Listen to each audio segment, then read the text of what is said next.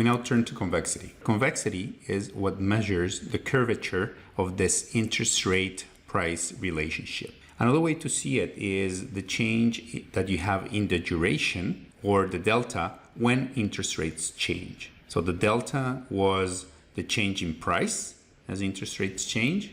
And now convexity goes one step further and says, okay, what's the change in delta or duration as interest rates change? Another way to see it is it captures like that error part that the delta base approximation wasn't able to capture. The definition for gamma, so we're going to call it gamma dollar or convexity for short, is going to be the time squared times the PV over 10,000. So if we have several cash flows at times t equal 1, 2, 3, and so on, so it's going to be time squared times PV over 10,000 and so on up to capital T. Now here PV is defined as usual. For a zero with a maturity T, the gamma dollar is just T squared, where T is time, times B, the price of your bond, of your zero coupon bond, over 10,000. What's the mathematical justification for this? So everything once again comes from the Taylor series approximation. So before we saw that this fx minus fx0 was approximated with delta, and now we're going to add a second term. So the second term is going to include the second derivative, and the second derivative is going to be approximated with the convexity or the gamma that we just computed. Now here in this formula, you have to multiply by 1/2 your gamma and the difference of x and x0, which is the difference in interest rates in our case, has to be squared. This approximation is going to give you a better estimation of your bond price change. So now the change in your bond price can be approximated just, well, again, this part we knew it from before, and now the new part is going to be 1/2 of gamma dollar times the change in interest rate squared.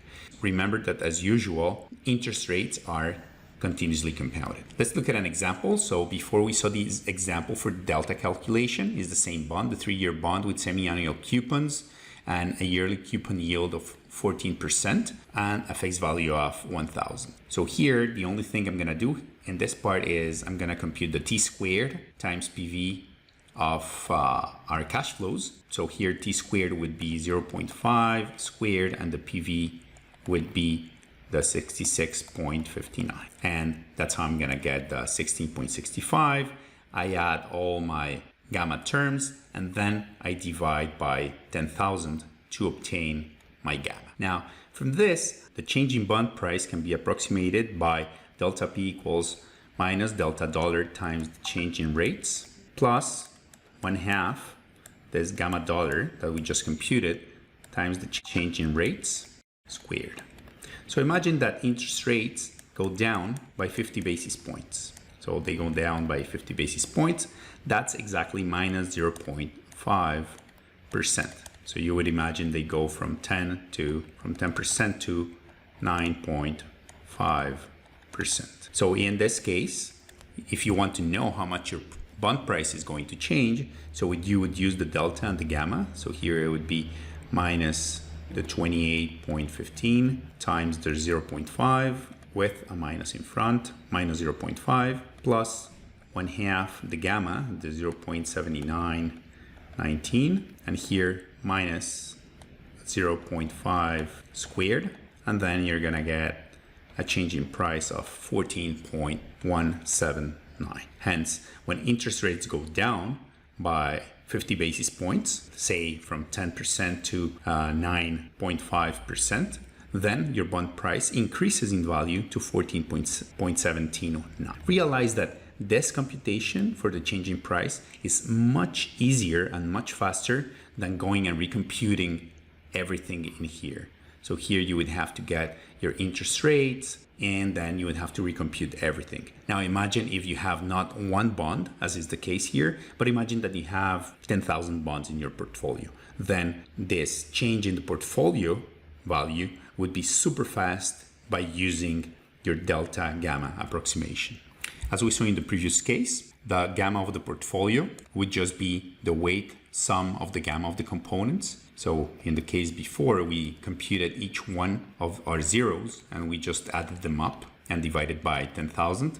In the case of a portfolio, you're just gonna add them up and then you're gonna obtain the gamma of your portfolio. Now, in terms of immunization, we can now do something called delta gamma immunization. So delta gamma immunization, it's going to include 3 equations with 3 unknowns.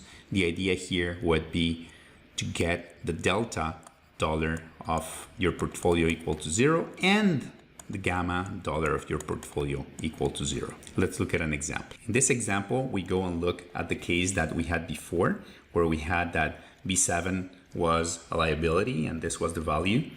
And then what we did was that we did a delta immunization with B3 and B20. So here I'm doing it with Excel, just so that you can reproduce this. You can stop the video and do it by yourself without looking at the formulas, but I'm gonna explain what the formulas are. So here I have my term structure.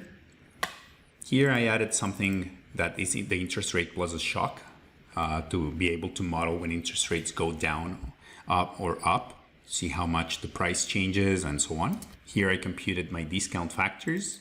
Given that it's a compounded interest rate, it's e to the minus RT. And then here I'm gonna price my 20-year bond. It pays $5 coupon per year, and I'm gonna compute the PV, the delta, and then the gamma. So here in the delta immunization, I computed the price, the deltas, and so on. Now here I have my matrix. Here I have my other matrix for B7, and then I'm gonna compute N3 and N20. So just to be clear, what am I doing? I'm doing one equation for the price, where I'm matching the prices. I'm doing another equation for the delta dollars, where I'm matching the delta dollars. So these are my 2 equations. So it would be like 70 N3 plus the 38 N20, and the 2 equals to this 38.867 and so on. Now, how did I solve it here? By doing matrix multiplication. So I multiply the inverse of this matrix times this matrix. So you could think that if I call this matrix A and then the other one is N for the weights, this is equal to this matrix, I'm gonna call it B. Hence, N, it's gonna be equal to A inverse times B. So this is what I did here to get my N's.